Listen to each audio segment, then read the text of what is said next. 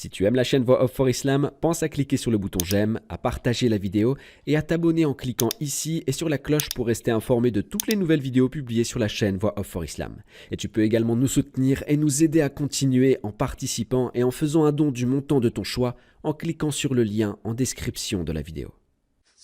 إلى نادي السراج فالسراج اليوم عادا وأضاء الكون نورا وإلى الخيرات نادى وأضاء الكون نورا وإلى الخيرات نادى وإلى الخيرات نادى سر إلى نادي السراج فالسراج اليوم عادا وأضاء الكون نورا وإلى الخيرات نادى وأضاء الكون نورا وإلى الخيرات نادى وإلى الخيرات نادى.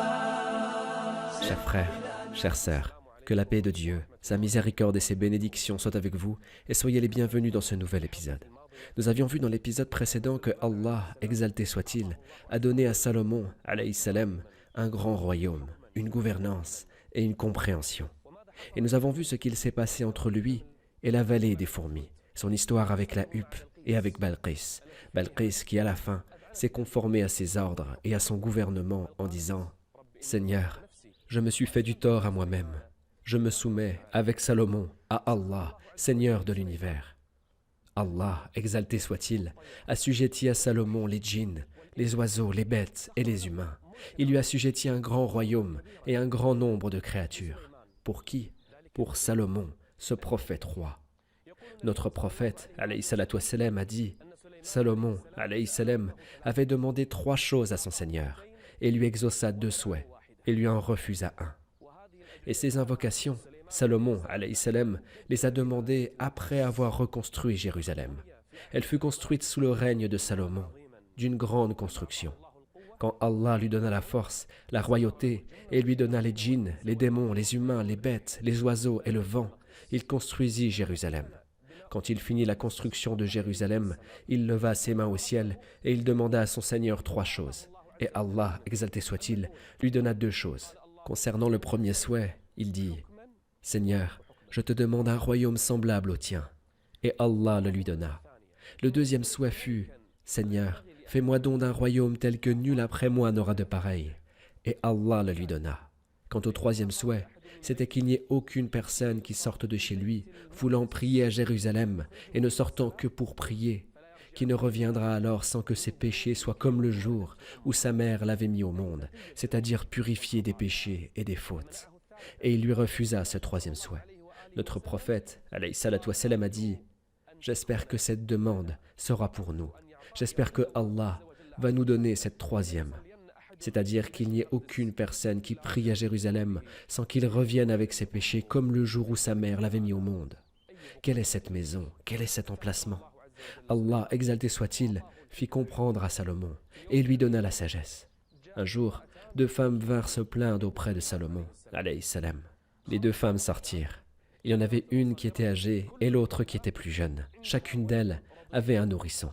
Elles sortirent toutes les 2 en direction du désert. Et alors qu'elles étaient dans ce désert, un loup les attaqua. Ce loup attaqua l'enfant d'une des 2 femmes. Il le prit et il dévora l'enfant. Un enfant mourut et l'autre survécut. Et les 2 femmes se disputèrent l'enfant qui n'a pas été dévoré. La plus âgée dit « C'est mon fils », alors que la plus jeune dit « C'est mon fils ». Et elles se disputèrent cet enfant.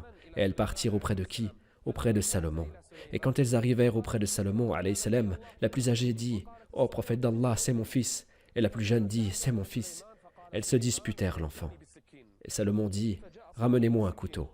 Et ses compagnons lui ramenèrent un couteau. « Que vas-tu faire, ô Salomon ? Ramenez-moi ce nourrisson. » Et on lui ramena le nourrisson. Et Salomon, alayhi salam, dit « Je vais le couper en 2, une moitié pour la femme la plus âgée et une autre moitié pour la femme la plus jeune.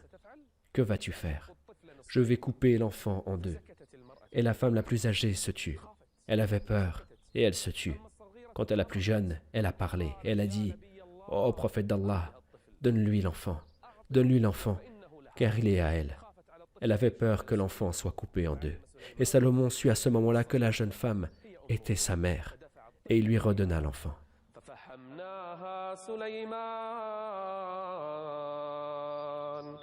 وكلا آتينا حكما وعلما.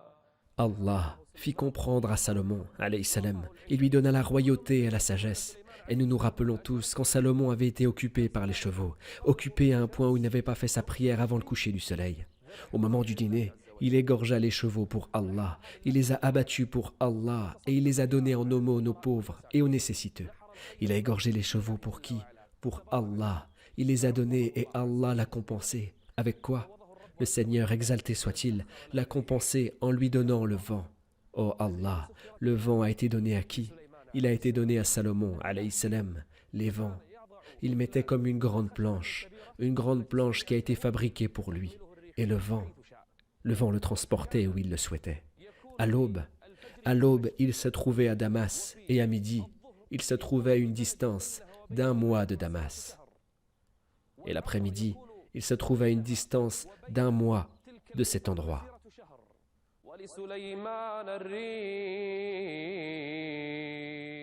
Le vent le transporte dans le ciel et il le transporte à l'endroit où il le souhaite.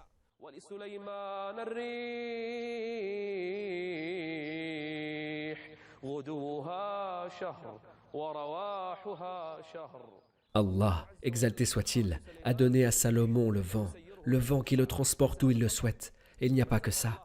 Allah, exalté soit-il, a assujetti à Salomon, alayhi salam, les djinns et les démons. Ils sont assujettis à qui? À Salomon, alayhi salam. Et parmi les démons, il y a les maçons qui lui construisent les grandes constructions. Et il y a les plongeurs qui plongent dans l'océan et qui en ressortent avec des bijoux et des perles. Et tout cela sous les ordres de Salomon, alayhi salam. والشياطين كل بناء وغواص. Allah, exalté soit-il, a assujetti à Salomon, alayhi salam, les djinns, les humains, les oiseaux et les bêtes. Tout ce qui est sur terre a été assujetti pour qui? Pour Salomon, alayhi salam. Quel est ce prophète? Il eut un royaume que personne n'eut avant lui et que personne n'aura après lui. C'est Salomon, alayhi salam. Allah aime ses prophètes et il leur donne ce qu'ils veulent. Même les djinns et les démons lui faisaient des choses que personne ne peut imaginer. Les sanctuaires qui sont dans les mosquées, les sanctuaires qui sont dans les maisons, les constructions, les djinns lui faisaient tout cela. Et il n'y a pas que les sanctuaires, il y a aussi les statues, et cela a été permis dans leurs prescriptions religieuses. Même les statues, les djinns les lui faisaient. Les plateaux grands comme des bassins se faisaient construire pour Salomon, alayhi salam, ainsi que des marmites qu'on pose sur la terre, des grandes marmites qu'on ne pourrait porter. On les fixe sur la terre. Il les remplissait de nourriture et il les distribuait aux pauvres et aux nécessiteux.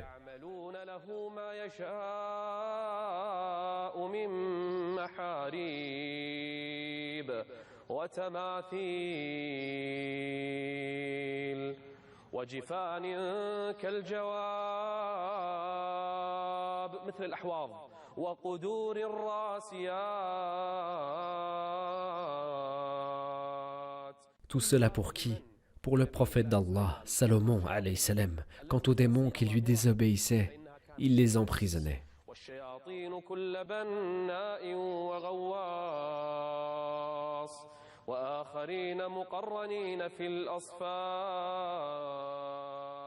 C'est-à-dire que tous ceux qui ont désobéi à Salomon, alayhi salam, étaient attachés à des chaînes.